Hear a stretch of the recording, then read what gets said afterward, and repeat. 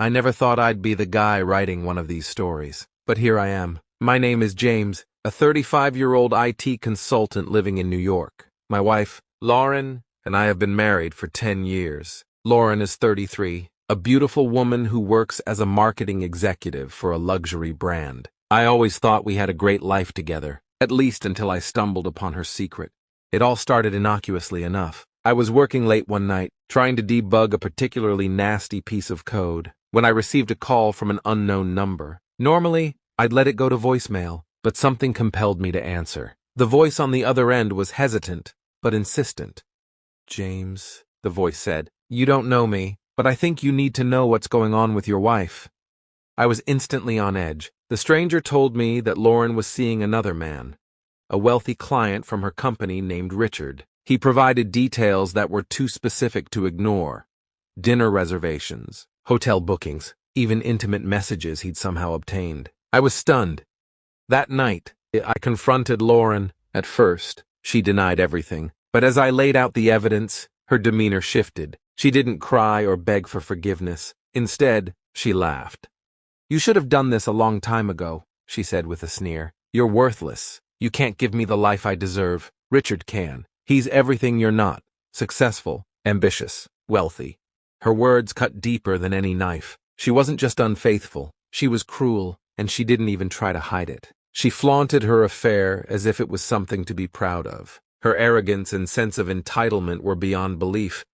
I spent the next few days in a daze, trying to figure out what to do. Every time I saw Lauren, she was either on the phone with Richard or out with him. She acted as if I didn't exist. It was as if she was daring me to do something about it, confident that her rich lover could shield her from any consequences.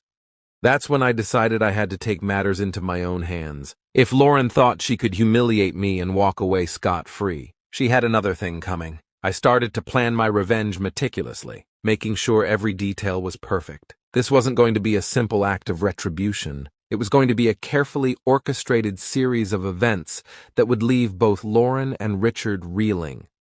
And so, the first stage of my plan began. The first thing I did was hire a private investigator. I needed more than just a few details from a mysterious caller. I needed hard evidence. The PI, a grizzled ex-cop named Sam, was thorough and discreet. Within a week, he had compiled a dossier that laid bare the full extent of Lauren's affair with Richard. The photos were damning. Lauren and Richard at upscale restaurants, checking into luxury hotels, and even attending high-profile events together. But it was the financial records that interested me the most. Richard was funneling money to Lauren through a series of shell companies, ensuring she lived a lavish lifestyle without a traceable source of income. Armed with this evidence, I could have confronted Lauren again or even taken legal action, but that was too straightforward. I wanted to make sure they both felt the full weight of their betrayal. I started by using the financial information Sam had gathered to sabotage Richard's business. Richard was the CEO of a prominent hedge fund, and his reputation was built on trust and discretion. I anonymously leaked documents showing shady transactions and potential fraud. The market reacted swiftly, and within days, Richard's company's stock plummeted. Investors began pulling out, and the media was all over the story.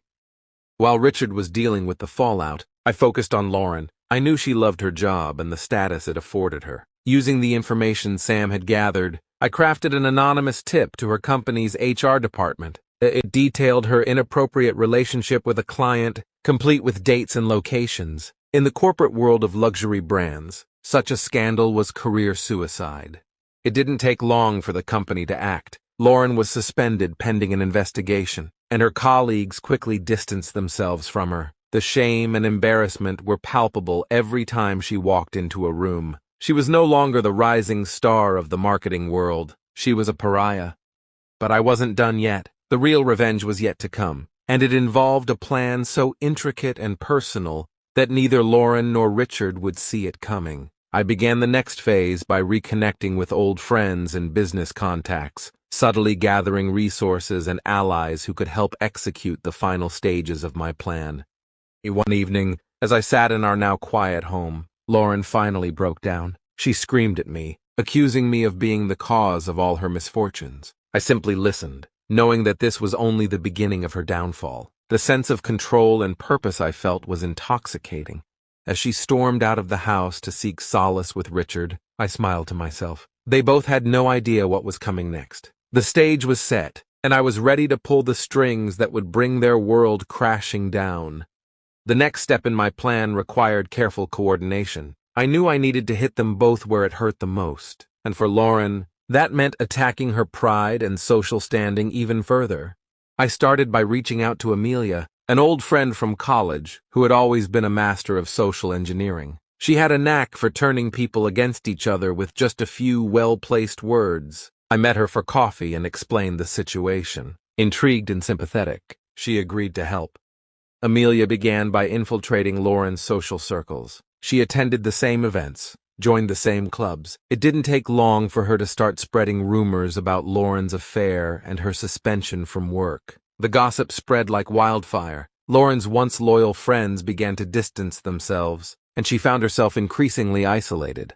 While Amelia was working her magic, I focused on Richard. With his business in turmoil, I knew he was vulnerable. I contacted a couple of investigative journalists and fed them a story about Richard's unethical business practices and his affair with a married woman. The journalists dug deeper, uncovering even more dirt on Richard. The story broke in a major financial news outlet, causing a media frenzy.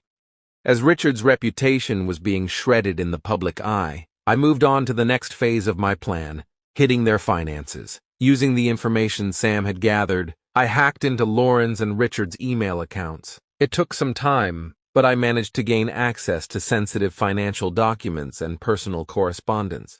I discovered that Richard had been siphoning money from his hedge fund to support Lauren's lavish lifestyle. Armed with this knowledge, I tipped off the SEC anonymously. An investigation was launched, and Richard found himself facing potential charges of embezzlement and fraud. His assets were frozen, and he was unable to access the funds he needed to keep his business afloat. Lauren, on the other hand, was left scrambling. With her suspension from work and her reputation in tatters, she had no way of maintaining the lifestyle she had grown accustomed to. She started selling off her designer clothes, jewelry, and other luxuries to make ends meet. It was a far cry from the glamorous life she had flaunted in front of me. With Richard's business crumbling and Lauren's social life in ruins, I knew it was time to execute the final phase of my plan. I needed something that would ensure they both felt the full extent of their betrayal and humiliation. I spent hours poring over the documents I had collected, looking for the perfect opportunity, and then I found it. Richard had planned a lavish anniversary party for his hedge fund's founding, a grand event with high-profile guests, investors, and media. It was the perfect setting for the climax of my revenge. I anonymously sent invitations to the party to several of Richard's and Lauren's victims and adversaries. I also leaked the information to the press, ensuring that the event would be swarming with reporters eager to catch a scandal. As the night of the party approached, I felt a mixture of anticipation and satisfaction. Everything was in place, and all that remained was to watch the fallout unfold. I knew that once the dust settled, both Lauren and Richard would be left with nothing but the wreckage of their former lives. The night of Richard's anniversary party arrived, and it promised to be a grand affair. Held in the ballroom of one of New York's most luxurious hotels, the event was a spectacle of opulence, with glittering chandeliers, exquisite decorations, and a guest list that read like a who's who of high society. I watched from a distance, blending into the crowd as guests arrived. Lauren was there, dressed in a stunning gown, her eyes darting nervously around the room. Richard, trying to keep up appearances, played the charming host, shaking hands and smiling for the cameras. Little did they know, the real show was about to begin. As the evening progressed, the atmosphere grew more electric. The guests mingled, sipping champagne and exchanging pleasantries. The media presence was subtle but significant. Reporters discreetly taking notes and photographers capturing candid moments. It was the perfect stage for the drama I had orchestrated. I had timed everything perfectly. Just as the speeches were about to start, a group of Richard's former employees, whistleblowers who had lost their jobs due to his unethical practices, arrived. Their presence caused an immediate stir, whispers spreading like wildfire through the crowd, but that was only the beginning. Next came several of Lauren's former friends, women who had once been part of her inner circle, but had distanced themselves after the rumors of her affair. They approached her with icy glares and whispered accusations, ensuring everyone around could hear snippets of their conversation. Lauren's face turned ashen as she tried to respond, but their words cut through her attempts at dignity. Then came the final blow. Just as Richard began his speech, the SEC investigators I had tipped off walked into the room. They approached Richard calmly but firmly, presenting him with a subpoena and announcing that he was under investigation for fraud and embezzlement. The room fell silent, all eyes on Richard as the reality of his situation dawned on him.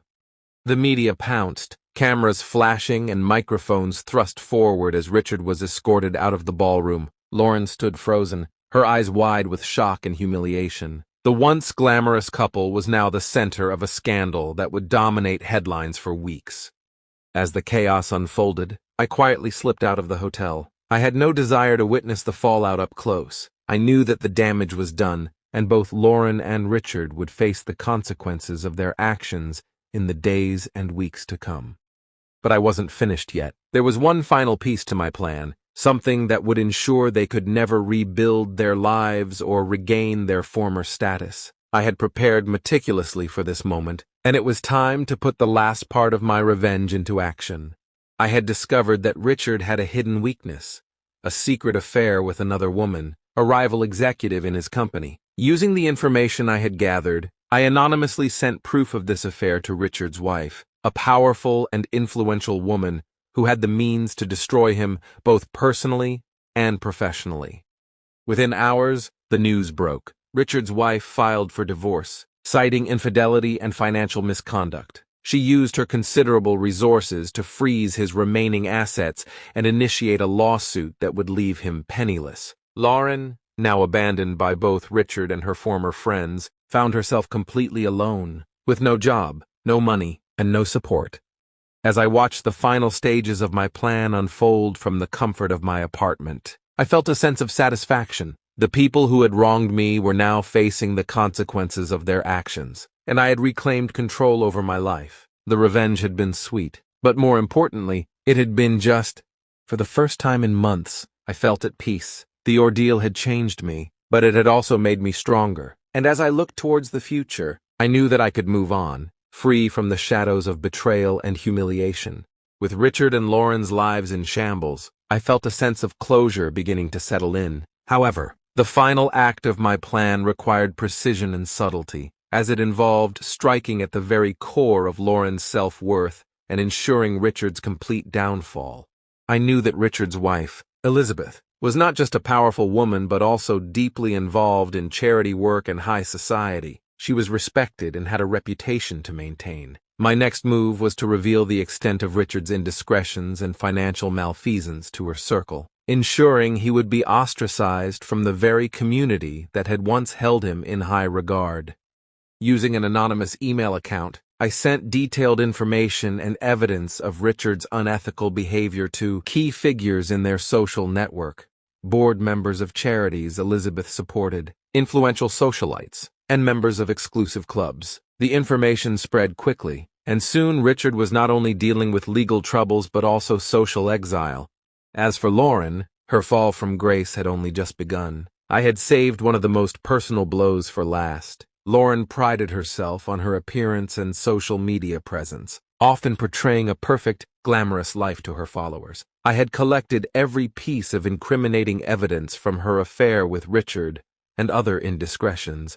I created a website and uploaded photos, videos, and messages, carefully redacting any personally identifiable information that might lead back to me. The site was designed to look like it was created by someone within her circle, fed up with her lies and betrayal. I then sent the link anonymously to her employer, her colleagues, and her social media followers. The reaction was immediate and devastating. Lauren's carefully curated image was shattered. Her followers turned on her, leaving scathing comments and unfollowing her en masse. Her employer, already investigating her for the affair, now had concrete evidence of her misconduct and terminated her employment.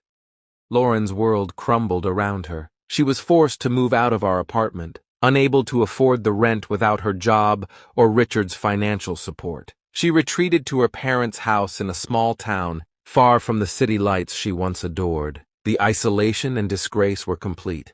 As for Richard, the legal battles and divorce proceedings drained him financially and emotionally. He lost his company, his assets, and his standing in society. Elizabeth, now in control of most of his remaining wealth, ensured he was left with nothing. Richard ended up selling his properties to cover his legal fees, moving into a modest apartment, a shadow of his former self. The final stroke of my plan was to ensure they both knew who was responsible for their downfall. I wrote 2 letters, one to Lauren and one to Richard. In them, I detailed everything I had done, every step I had taken to dismantle their lives. I made sure to emphasize that it was their own actions, their own betrayals, that had led to their demise. I wanted them to understand that their arrogance and cruelty had consequences. I mailed the letters, using a service that ensured they would be delivered at the same time. I imagined the look on their faces as they read my words, as the realization of their actions hit them fully. It was a bittersweet moment, knowing that while my revenge was complete, the emotional scars would linger. But as I sat in my quiet apartment, reflecting on everything that had happened, I felt a sense of peace. I had reclaimed my dignity and my sense of self-worth. I had shown them that they couldn't simply walk over me and escape unscathed. And now, it was time to move on and rebuild my life, free from the shadows of betrayal. The letters had been sent, and the aftermath of their delivery was something I could only imagine. I didn't want to dwell on it. I needed to move forward and start rebuilding my life. But part of me couldn't shake the curiosity. What would their reactions be? How would they handle the crushing weight of their own actions, now that they knew someone had orchestrated their fall from grace? A few days after sending the letters, I received an unexpected call. It was from Elizabeth, Richard's ex-wife. She wanted to meet and discuss something important. Intrigued, I agreed to meet her at a quiet cafe. When I arrived, Elizabeth was already there, poised and elegant despite the turmoil that had recently engulfed her life. As I sat down, she looked at me with a mixture of curiosity and something that resembled respect. "I know it was you," she began, her voice steady. "You're the one who exposed Richard's affair and his fraudulent activities. The letters confirmed my suspicions." I nodded, choosing to remain silent and let her continue. "I'm not here to chastise you," she said. "In fact, I wanted to thank you. Richard's deception ran deeper than I ever imagined, and your actions saved me from further humiliation and financial ruin. But there's more to this story, isn't there?" I was taken aback by her perceptiveness. Elizabeth wasn't just a victim in all of this. She was a woman of considerable intelligence and resourcefulness. I decided to tell her everything about Lauren, the affair, and the elaborate plan I had executed to bring them both down. Elizabeth listened intently, her expression remaining calm and composed throughout my narrative. When I finished, she sighed and took a sip of her tea. "James, you've gone through a great deal of trouble to right the wrongs done to you," she said. "And in doing so, you've helped me as well. But revenge, while satisfying, is a double-edged sword. What do you plan to do now?"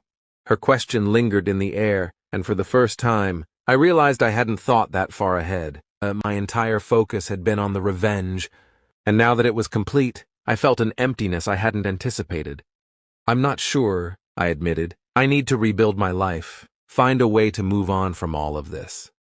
Elizabeth nodded thoughtfully. "I understand. If you ever need assistance, whether it's finding a new job or just someone to talk to, don't hesitate to reach out. I owe you that much, at least." We parted ways, and I felt a strange sense of relief. Elizabeth's offer of help was unexpected but welcome. It was a reminder that, despite everything, I wasn't alone in my quest for a new beginning. Over the next few weeks, I took steps to move forward. I reconnected with old friends, started focusing on my work again, and even began seeing a therapist to help process the emotional roller coaster I had been on. The sessions were cathartic, allowing me to understand the depths of my feelings and begin the healing process. One day, as I was leaving my therapist's office, I received a call from Sam, the private investigator. He had some news about Lauren and Richard. "I thought you'd want to know," Sam said. "Lauren is trying to rebuild her life too. She's taken a job in a small town, far from the city, and seems to be keeping a low profile. As for Richard, he's left New York. Word is, he's trying to start over somewhere new, but his reputation precedes him. It's not going to be easy for either of them." I thanked Sam for the update and hung up, feeling a sense of closure. They were both facing the consequences of their actions, and now it was time for me to fully embrace my own future. A few days later, I decided to take a trip. I needed a change of scenery, a break from the memories that haunted me. I chose a quiet coastal town where I could relax and reflect on everything that had happened. As I walked along the beach, the salty breeze ruffling my hair, I realized that my revenge had indeed brought me a sense of peace, but it was the future, unburdened by betrayal and anger, that truly lay ahead of me. And for the first time in a long while, I felt hopeful. My trip to the coastal town was exactly what I needed. The serene environment helped clear my mind and allowed me to reflect on my life. I spent my days walking along the beach, reading by the ocean, and letting the sound of the waves wash away the remnants of my anger and hurt. Slowly but surely, I began to feel like myself again. One afternoon, while sitting at a quaint beachside cafe, I noticed a familiar face. It was Amelia, the friend who had helped me infiltrate Lauren's social circles. She waved and walked over with a warm smile. "James, what are the chances of running into you here?" she exclaimed, taking a seat across from me. We caught up on each other's lives, and I thanked her again for her crucial role in my plan. Amelia, ever perceptive, noticed the change in my demeanor. "You seem lighter, more at peace," she observed. "It's good to see you like this." I nodded. "This place has been good for me. It's given me time to think and heal." As we chatted, Amelia shared that she had recently moved to the town to start a new chapter in her life. She was working on a project to support local businesses and was looking for someone with my skills to help. The idea intrigued me. It felt like the perfect opportunity to make a fresh start and put my talents to good use. Over the next few weeks, Amelia and I worked together to revitalize the local economy. The project was fulfilling and allowed me to meet new people and become part of the community. The sense of purpose and connection I felt was refreshing. One evening, as we wrapped up a successful meeting with local business owners, Amelia and I walked along the beach, the setting sun casting a golden glow over the water. "I have to ask," she said, her voice gentle, "do you ever think about what happened with Lauren and Richard?" I paused, considering her question. "Sometimes," I admitted, "but not with the same intensity. It's more like a distant memory now. Something that shaped me but doesn't define me." Amelia nodded. "You've come a long way. It's inspiring." As we continued walking, I realized how much my perspective had changed. The anger and desire for revenge that had once consumed me had been replaced by a sense of acceptance and growth. I had learned valuable lessons about resilience and the importance of surrounding myself with positive influences. One night, as I sat on the porch of my beachside cottage, I received an unexpected message. It was from Elizabeth. She had heard about the work I was doing and wanted to contribute to the project. She believed in supporting communities and saw an opportunity to make a difference.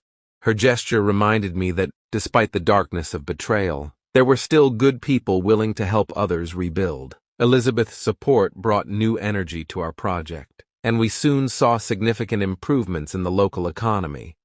Months passed, and the project flourished. The town transformed, and I found myself deeply embedded in this new life. I no longer thought of Lauren and Richard with bitterness. Instead, I saw them as catalysts for my own transformation. One sunny afternoon, as I watched a group of children playing on the beach, I felt a profound sense of gratitude. I had been through a tumultuous journey, but it had led me to a place of peace and fulfillment. The revenge that had once driven me had served its purpose, and now it was time to fully embrace the new life I had built. As I stood there, the waves gently lapping at the shore, I realized that true bliss came not from retribution, but from finding the strength to move forward and create a better future for myself. And for the first time, I truly felt free. With the project thriving and my new life firmly taking shape, I found myself reflecting on how far I had come. The journey from betrayal to healing had been long and arduous, but it had brought me to a place of genuine contentment. However, life has a way of presenting us with unexpected twists, and I was about to encounter one that would test my newfound peace. One evening, I received a call from a number I didn't recognize. Hesitant, I answered it, and to my surprise, it was Richard. His voice was strained, almost desperate. "I need to talk to you," he said. "Please, it's important." Part of me wanted to hang up immediately, to cut off any further interaction with him, but something in his tone made me pause. After a brief silence, I agreed to meet him the next day at a nearby cafe. When I arrived, Richard looked like a shadow of his former self. Gone was the confident, wealthy man who had once flaunted his affair with my wife. In his place was someone visibly worn down by the consequences of his actions. "Thank you for meeting me," he said, his voice barely above a whisper. "I know I have no right to ask you for anything, but I'm at the end of my rope." I remained silent, waiting for him to explain. "My life has fallen apart," he continued. "I lost my company, my assets, and my reputation. Elizabeth took everything, and I can't blame her. But I need your help. James, I don't know where else to turn." The irony of the situation was not lost on me. Here was the man who had once been the source of my greatest pain, now asking for my help. I struggled with conflicting emotions, anger, pity, and a reluctant sense of empathy. "Why should I help you?" I asked, my voice steady. "After everything you did to me." "To Lauren?" Richard looked down, shame evident on his face. "I don't deserve your help. I know that. But I've lost everything. I just need a chance to start over, to make things right." I took a deep breath, grappling with my thoughts. Helping Richard was the last thing I wanted to do, but perhaps it was an opportunity to truly close this chapter of my life. "All right," I said finally. "I'll help you, but on one condition. You must take responsibility for your actions and genuinely try to change." Richard nodded, relief washing over his features. "Thank you. I promise. I'll do whatever it takes." Over the next few weeks, I helped Richard find a modest job in a neighboring town and arranged for him to attend therapy sessions. It was a strange, almost surreal experience, seeing him make an effort to rebuild his life from the ground up. During this time, I also received occasional updates about Lauren from Sam. She had taken a job as a receptionist in a small clinic and was living with her parents. She was struggling, but it seemed she was trying to move on and make amends with her family. One day, I received a letter from Lauren. In it, she apologized for everything she had done and admitted to her mistakes. She wrote about how her actions had led to her downfall and how she was trying to become a better person. She didn't ask for forgiveness, only understanding. Reading her words, I felt a mix of emotions, anger, sadness, and a glimmer of hope that perhaps, like Richard, she could change. I decided to write back, acknowledging her apology and expressing my hope that she would find a way to rebuild her life. As the weeks turned into months, both Lauren and Richard began to slowly piece their lives back together. They were far from the people they had once been, but there was a sense of humility and genuine effort in their actions. I realized that my journey was also about finding compassion and letting go of the past. Helping Richard and responding to Lauren's letter were steps toward my own healing, allowing me to fully embrace my new life without the weight of bitterness. One evening, as I sat on my porch watching the sun set over the ocean, I felt a profound sense of closure. The revenge that had once driven me had given way to forgiveness and understanding. I had found peace, not through retribution, but through the strength to move forward and help others do the same. And with that, I knew that the final stage of my journey had begun, a stage where I could truly live freely, unburdened by the past, and open to whatever the future might hold. Months had passed since I had last seen or heard from Richard and Lauren. I had moved forward, dedicating myself to the project with Amelia, and embracing the new sense of community and purpose I had found in the coastal town. Life had taken on a peaceful rhythm, and I felt truly content. One day, I received an invitation in the mail. It was from Elizabeth. She was hosting a charity gala to celebrate the success of a new community initiative she had funded. To my surprise, she had extended an invitation to me, acknowledging my role in inspiring the project. Curious and somewhat flattered, I decided to attend. The gala was held at a beautiful seaside estate, and as I walked through the grand entrance, I felt a sense of pride for how far I had come. Elizabeth greeted me warmly, introducing me to several influential guests who were eager to hear about my work in the town. As the evening progressed, I spotted a familiar face across the room, Richard. He looked healthier and more composed than the last time I had seen him. Elizabeth noticed my gaze and leaned in. "Richard has been doing well," she said. "He's been attending therapy regularly and has even started working with a non-profit organization. It seems he's finally on the right path. I nodded, impressed by his progress. I'm glad to hear that, I replied. Everyone deserves a chance to make things right. Elizabeth smiled. You've played a bigger role in this than you realize. James, your actions set off a chain of events that have led to real change. Not just for Richard, but for many others. Her words resonated with me. The revenge I had once sought had transformed into something much more meaningful, an opportunity for redemption and growth. As the night went on, I found myself in a conversation with Richard. He thanked me again for helping him when he was at his lowest, and we talked about his new work and the impact it was having on his life. It was a surreal experience, but one that felt like a fitting conclusion to our shared tumultuous past. Toward the end of the evening, I stepped out onto the balcony to get some fresh air. The cool breeze and the sound of the waves below brought a sense of calm. Amelia joined me, her presence a comforting reminder of the friendship and support that had guided me through the darkest times. You've come a long way, she said, her eyes reflecting the moonlight. It's amazing to see how much has changed. I nodded, feeling a deep sense of gratitude. I couldn't have done it without you and everyone who believed in me. We stood in silence for a while, watching the ocean's gentle ebb and flow. I realized that this was the moment I had been striving for. Not just revenge, but closure, and the ability to move forward with a clear heart. Back in the town, life continued to flourish. The project Amelia and I had started grew, bringing prosperity and hope to the community. I became a mentor to others who were going through their own struggles, using my experiences to guide and support them. One day, as I was walking along the beach, I received a letter from Lauren. She had found stability in her new job and had begun volunteering at a local shelter. Her letter was filled with gratitude and an earnest desire to make amends for her past actions.